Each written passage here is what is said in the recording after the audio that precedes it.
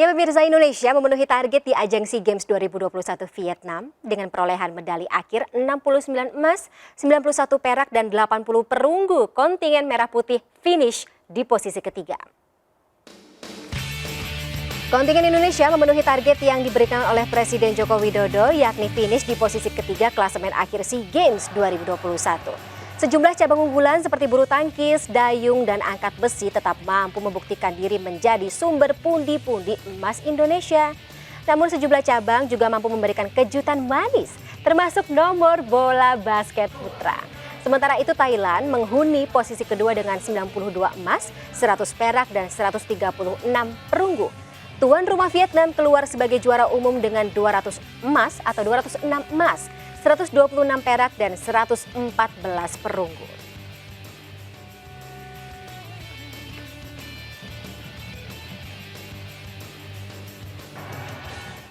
Sementara itu sejumlah atlet Asia Tenggara terkejut dan juga tergiur dengan bonus yang kabarnya akan diterima oleh atlet Indonesia yang meraih medali dalam ajang SEA Games 2021. Tahun ini nominalnya dikabarkan diprediksi semakin menggiurkan. Ya, pemerintah Indonesia menggelontorkan dana untuk atlet SEA Games atau atlet yang berkompetisi dalam ajang internasional sebelumnya, dan tidak hanya itu, ini juga terjadi dalam SEA Games tahun ini. Mengingat edisi SEA Games 3 tahun yang lalu di Filipina, peraih medali emas perseorangan menerima 500 juta, perak 300 juta, dan perunggu 150 juta rupiah. Menteri Pemuda dan Olahraga Republik Indonesia Zainuddin Amali sebelumnya telah memastikan peraih medali dalam SEA Games 2021 Vietnam akan mendapat bonus dari pemerintah. Namun Menpora belum menyebut nominal bonus yang akan diterima oleh para atlet.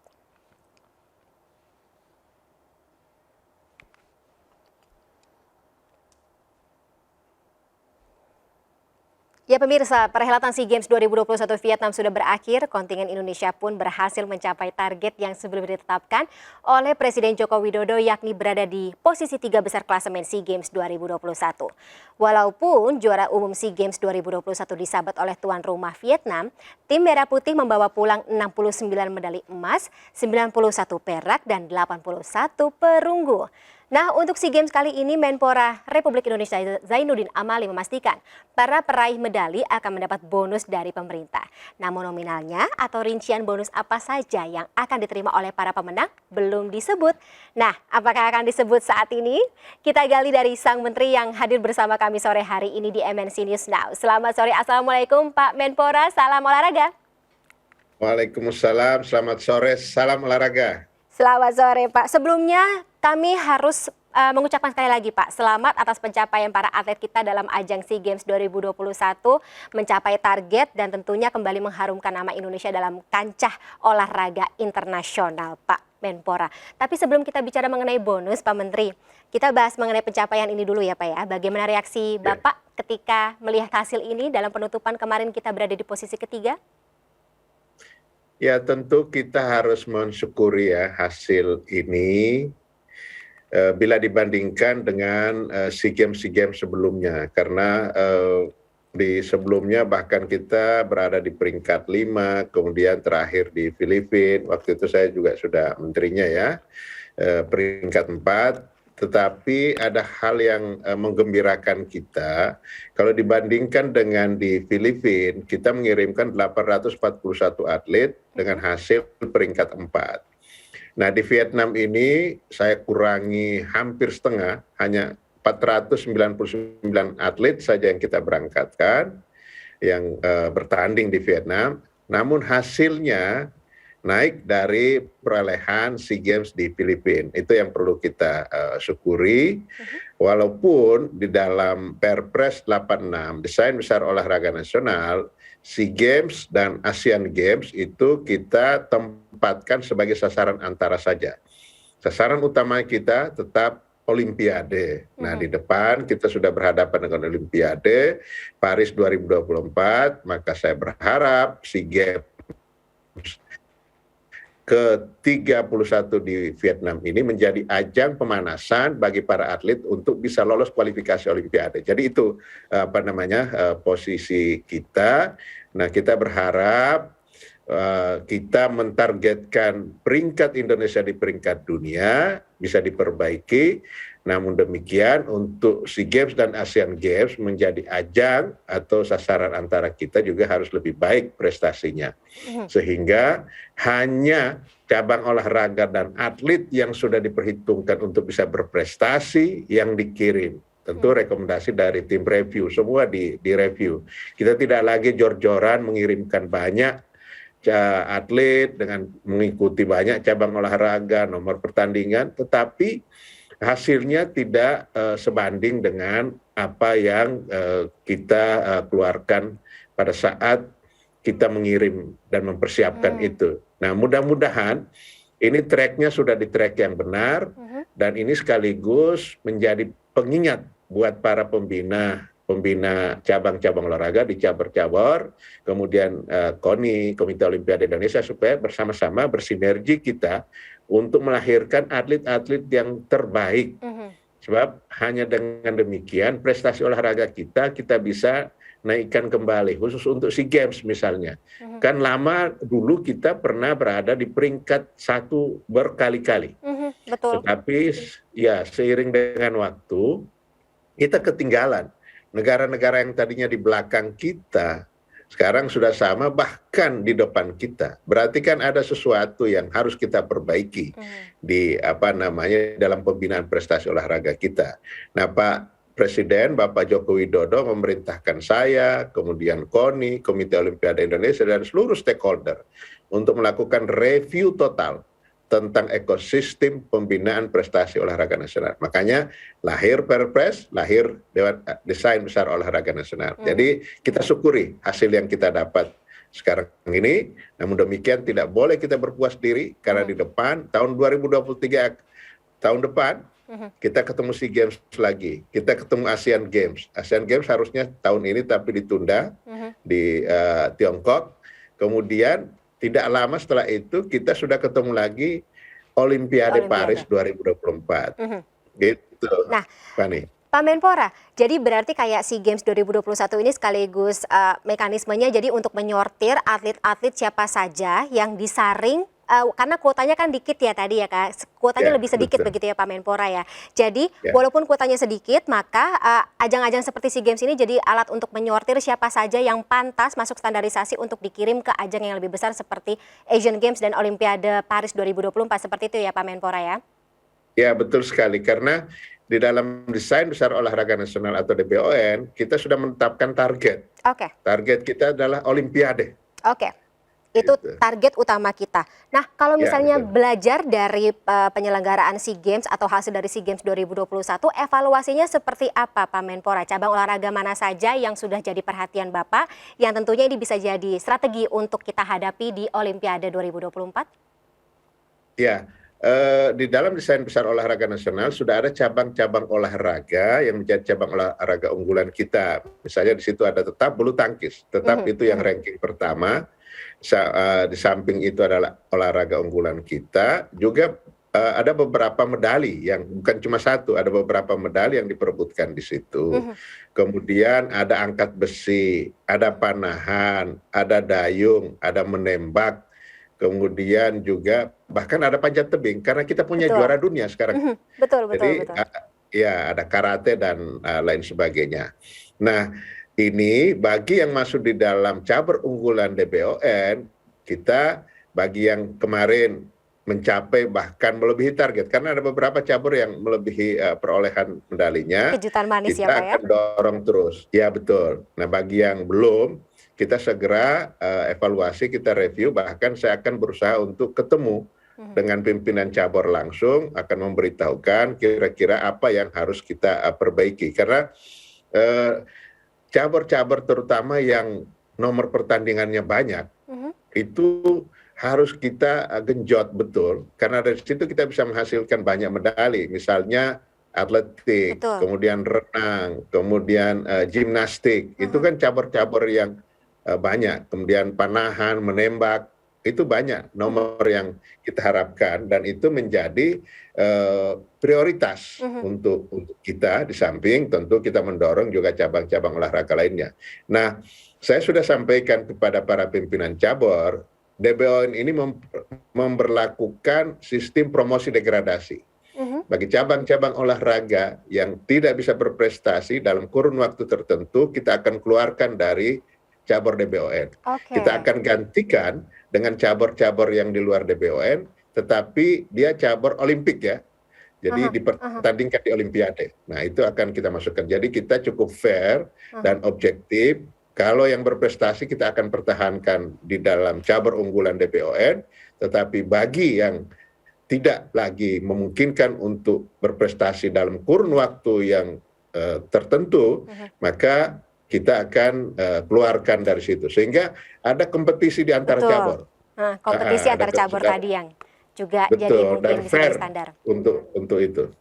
Nah, Pak Zainuddin kan tadi bicara mengenai kejutan manis gitu, ada beberapa cabur yang tadinya bisa dikatakan minim medali emas dalam ajang kompetisi internasional gitu. Kalau misalnya kita lihat, atau yang baru masuk terus kemudian sudah memberikan hasil yang baik gitu. E-sports, terus kemudian kemarin juga kita lihat ada futsal dan juga basket putra. Ini seperti apa Pak potensinya ke depan?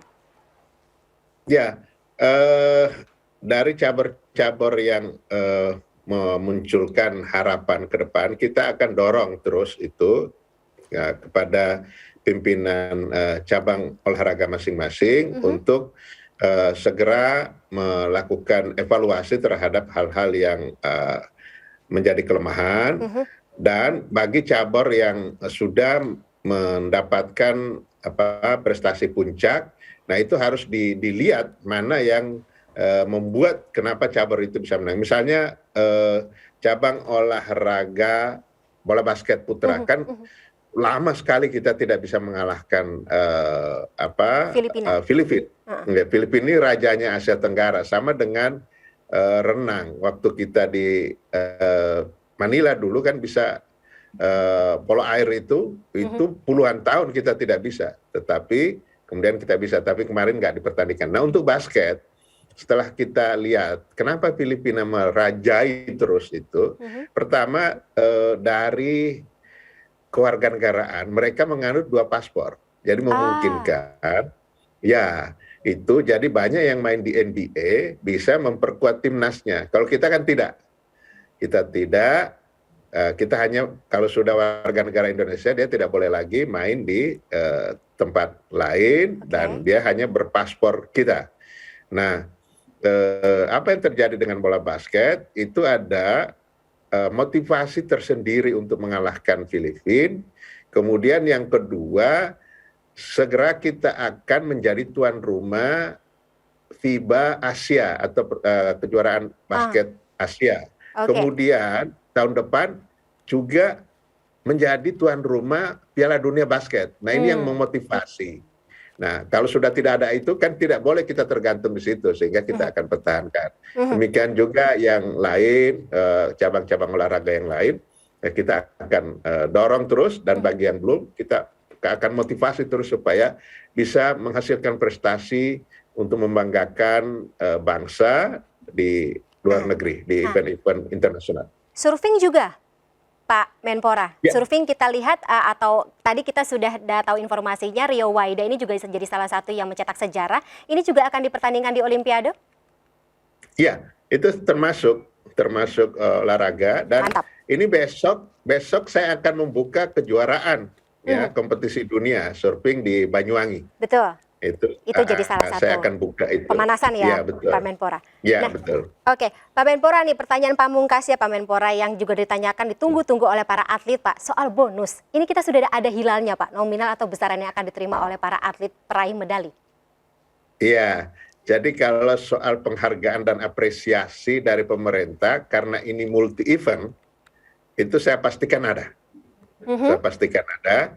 Tetapi soal angkanya, Fani, sekarang kita sedang menghitung dengan kementerian terkait, dan tentu yang terakhir saya akan minta arahan Bapak Presiden, karena Olimpiade, Paralimpiade, kemudian SEA Games, itu saya selalu terakhir itu akan minta arahan Bapak Presiden seperti apa. Jadi kalau saya lapor hitung-hitungannya, kalau beliau setuju sudah saya umumkan. Jadi nunggu beberapa hari, karena ini kan kita baru pulang, saya juga baru pulang dari Vietnam, para atlet juga ada yang kembali dulu, dan nanti kita akan kumpulkan mungkin minggu depan lah, insya Allah, Fani. Bersabar, Fani. Oke, mungkin apa ya kisi-kisi atau bocoran Pak Menpora lebih besar daripada SEA Games sebelumnya? Ya tadi kan sudah diberitakan yang lalu berapa. Nah, pegang aja kira-kira ya 2 kali lipat? Seperti itulah. Oh ya, lah. Ini Biar jadi kita motivasi, ini paling Pak. tinggi loh di antara negara Asia Tenggara, paling tinggi nih Indonesia. Sampai atlet-atlet dari negara lain katanya sampai pengen pindah ke Indonesia, Pak, supaya untuk menikmati bonus yang menggiurkan tersebut. Siapa tahu kita juga jadi bisa banyak menarik pemain naturalisasi seperti itu, Pak. Iya, betul. Misalnya tuan rumah Vietnam yang juara umum dengan banyak itu berapa puluh kali lipat di bawah kita. Oh, oke. Iya. Gak apa-apa, jadi Yang apresiasi pokoknya dalam paling bentuk tinggi konkret lah. ya, Pak ya. Ya. Baik, Gitu. Pak. Kita akan tunggu, Pak, minggu depan berarti informasi resmi terkait dengan bonus yang akan diterima oleh para atlet peraih medali emas, perak, dan juga perunggu dalam SEA Games 2021 ini akan disampaikan. Kita tunggu seperti apa, dan mereka tentunya juga berharap agar bonusnya bisa sampai ke tangan mereka, karena ini adalah suatu bentuk apresiasi dan juga motivasi ya bagi seluruh atlet Indonesia untuk berprestasi lebih banyak lagi dalam ajang-ajang internasional ke depan. Betul, jadi kita langsung berikan kepada mereka ke nomor rekening yang mereka masing-masing. Dan itu bukan cuma atlet, para pelatih juga, Fani. Siap. Senang sekali mendengarnya. Karena mereka kan, iya betul, pelatih juga akan kita berikan. Oke, berarti semuanya tidak hanya atlet tapi juga seluruh kelengkapan atau kelengkapan tim yang berangkat ke SEA Games 2021 seperti itu ya, Pak ya? Iya, betul. Alhamdulillah, senang sekali mendengarnya. Baik, Pak Menteri, berhubung karena durasinya sangat sempit, kita terpaksa harus sudahi dulu informasi atau dialog kita pada sore hari ini. Tapi terima kasih sekali lagi Pak Menpora Zainuddin Amali atas waktunya dalam MNC News Now sore hari ini. Sehat selalu ya Pak ya, salam olahraga. Terima kasih sekali lagi, sampai jumpa. Olahraga. Ya pemirsa, atlet surfing Rio Waida mencetak sejarah sebagai atlet Indonesia pertama yang memenangkan kejuaraan selancar profesional pertama di Sydney Surf Pro pada awal pekan ini. Tampil di final di Manly Beach, Australia, Rio mengalahkan atlet tuan rumah Ryan Callinan. Kemenangan ini menjadi catatan terbesar dalam karir Rio Waida. Dengan menang di kejuaraan yang memiliki level World Surf League Challenger Series, Rio yang mendapat wildcard berhak tampil di level Championship Tour yang akan digelar di pantai Jilen, Banyuwangi, Jawa Timur nanti. Championship Tour adalah liga selancar dunia bagi peselancar profesional. Untuk tampil di kejuaraan itu, peselancar harus memiliki poin yang cukup di seri kualifikasi. Rio saat ini menempati peringkat kedua dalam Challenger Series 2022.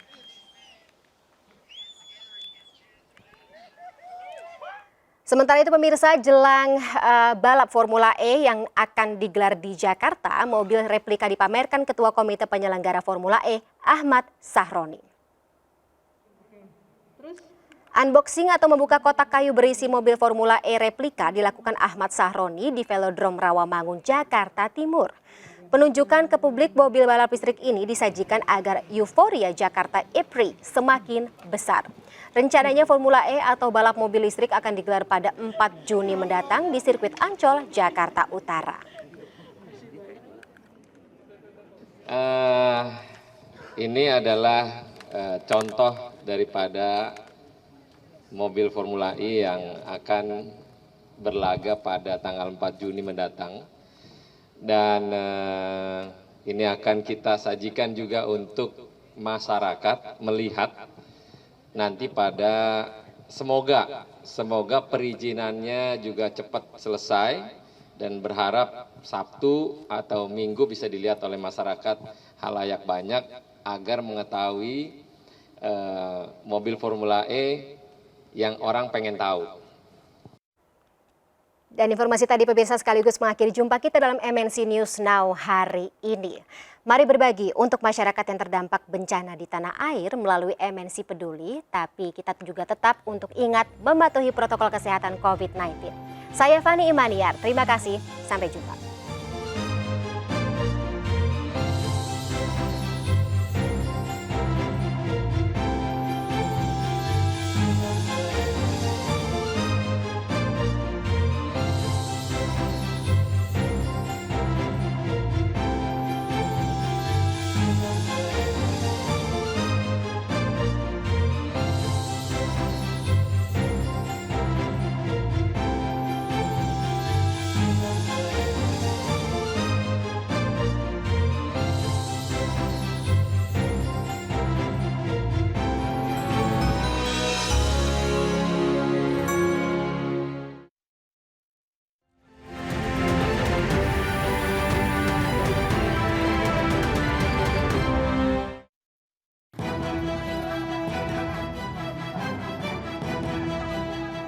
Puluhan perwakilan nasabah gagal bayar asuransi AJB Bumi Putra Rabu siang menggelar aksi unjuk rasa di kawasan Patung Kuda, Jakarta Pusat. Mereka mengaku terpaksa turun ke jalan untuk menyuarakan tuntutan mereka karena sejumlah lembaga yang mereka temui tidak memberikan solusi. Mereka menagih janji Bumi Putra agar segera membayarkan klaim para nasabah yang nilainya miliaran rupiah. Mereka kecewa dan mendesak Presiden Joko Widodo turun tangan menyelesaikan kasus tersebut. Sebagian besar nasabah mengikuti asuransi pendidikan, sehingga dananya sangat dibutuhkan bagi biaya pendidikan anak-anak mereka. Jika tuntutan mereka tidak dipenuhi, nasabah gagal bayar Bumi Putra ini berjanji akan kembali turun ke jalan dengan jumlah massa yang lebih besar.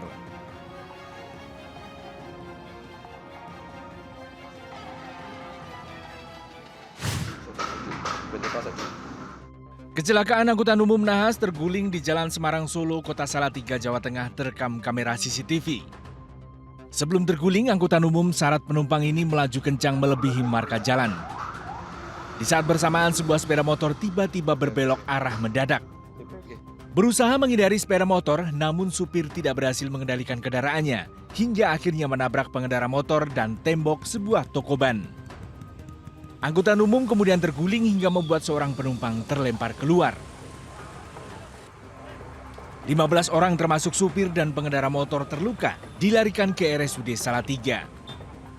Usai kejadian, polisi mengevakuasi angkutan umum dengan menggunakan mobil derek agar tidak menimbulkan kemacetan panjang di lokasi.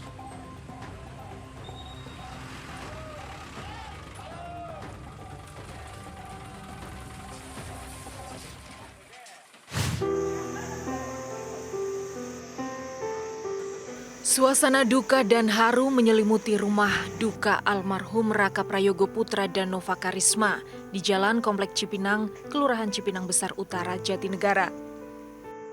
Almarhum Raka dan Nova merupakan pasangan suami istri yang tewas dalam musibah kecelakaan beruntun di Jalan MT Haryono, Pancoran, Jakarta Selatan pada Rabu malam. Saat kejadian, Pak Sutri ini dan anaknya yang berusia 4 tahun tengah berkendara menggunakan sepeda motor dari rumahnya di kawasan Cipinang menuju Citayam, Depok. Namun sepeda motor korban tertabrak mobil Pajero hitam yang diduga mengalami hilang kendali. Selain menabrak motor, mobil SUV ini juga menabrak kendaraan lain. Pak Sutri pengendara motor meninggal dunia, sementara sang anak selamat dan kini dalam perawatan di Rumah Sakit Budi Asih, Cawang, Jakarta Timur. Polisi masih memeriksa pengemudi Pajero di kantor unit Laka Lantas, Pancoran, Jakarta Selatan.